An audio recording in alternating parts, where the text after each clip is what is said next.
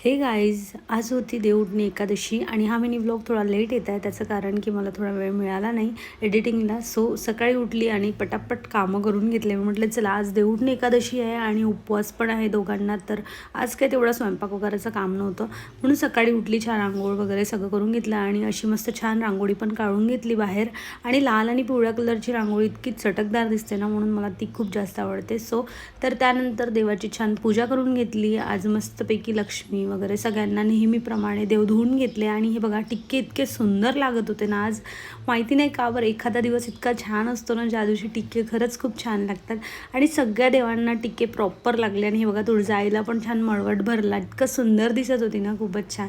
तर अशा पद्धतीने देवाची पूजा करून घेतली. आणि देवउठणीला विठ्ठल रुक्मिणी व त्याचसोबत विष्णूला मान दिला जातो. तर अशा पद्धतीने मी पूजा मांडून घेतली आणि रांगोळी काढली. त्यानंतर दोघांनाही उपवास असल्यामुळे आज उपवासामध्ये भगर बनवला आणि प्रसाद दाखवला.